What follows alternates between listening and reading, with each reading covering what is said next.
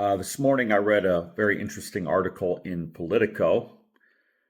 It was an interview with Senate President Pro Tem Rod Bray talking about the ongoing redistricting discussion and battle here in Indiana.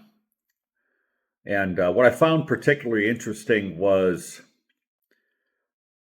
what he said about the first district here as it currently sits, as the lines are currently drawn, and how they want to help a candidate here in Northwest Indiana win this race. Well, as the nominee in 2024, I can tell you I called Senator Bray no less than a half dozen times. Called Speaker Houston, tried to get prominent leaders here in the state involved in this. And they wouldn't call me back. But I'll tell you what, whenever they're up here in Northwest Indiana raising money, I get a message. I get a request. And we step up here. We support the team. And they come up here in Northwest Indiana and raise a lot of money.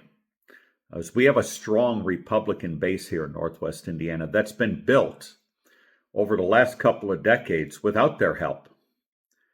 And I found it ironic to read the statements about wanting to help fundraise and support a candidate here in Northwest Indiana when they've had that opportunity in the last couple cycles and haven't lifted a finger. So those statements, when I read them, they ring pretty hollow. Here in Lake County and over in Porter County and LaPorte County, we have built this Republican brand largely without any kind of assistance other than from a great network of volunteers and precinct committee persons, and a tremendous amount of enthusiasm in a growing voter base of people that are disgruntled after moving away from the socialism of Illinois. So we welcome support here, but it needs to be more than just a statement. But moreover, I think about this idea of not even showing up to a special session that the governor calls. And State Senator Mike Young gave a brilliant speech on the floor of the Senate the other day talking about exactly that. And I suggest you look it up. It's about 19 minutes, but extremely well done. And the senator really laid out, the disrespect right now that's being shown towards our processes here in Indiana by not showing up for a special session. It's kind of an unprecedented thing. I think back to 2022 when the special session was called by Governor Holcomb to consider crafting legislation following the defeat of Roe versus Wade for Indiana's new abortion laws.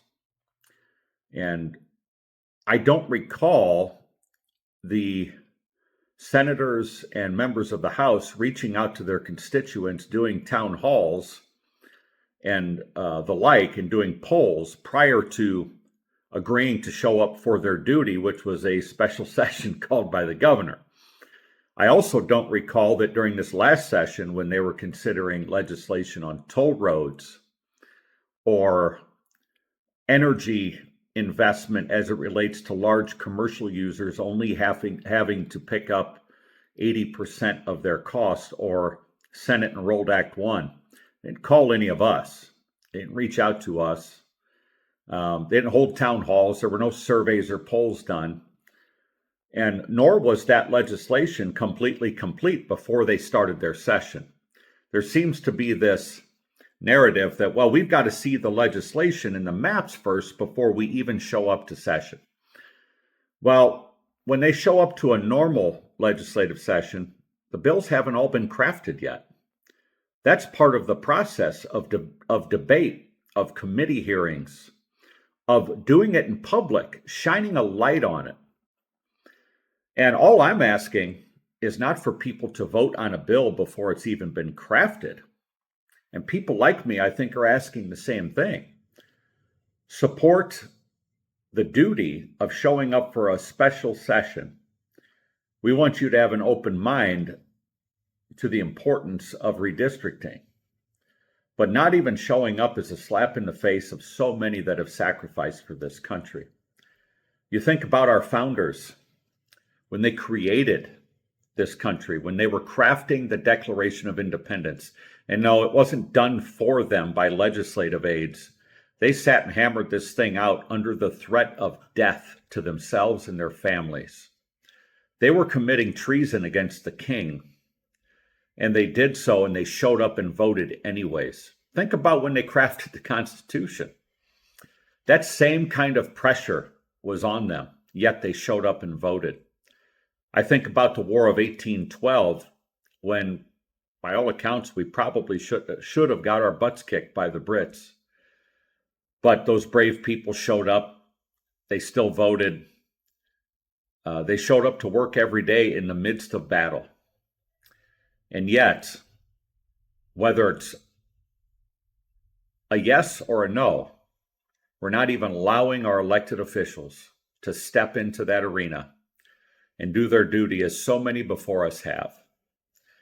I've served in elected office now for completing my 15th year in local government. And when there's been controversial votes, I've never skipped them. I always show up. I like the debate. I like the transparency. I like it when the public gets up in comments and offers us insight and input, even if people are angry. That's all part of this incredible process of self-government. So, Senator Bray, your words about supporting the 1st District, show me. Show all of us that you really mean it. Because right now, your only interaction with the 1st District is when you're taking money from here back to the coffers. We'd sure appreciate a little return favor of our hard work in expanding the Indiana Republican brand, in sending more senators and more House members down there to expand your supermajority.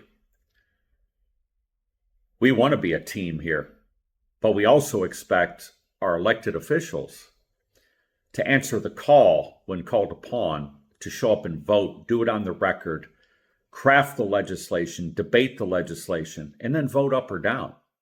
That's a process that all of us admire and respect, and we expect you to do it. Get to work, Senator Bray. Don't let your words just be words. Back them with action.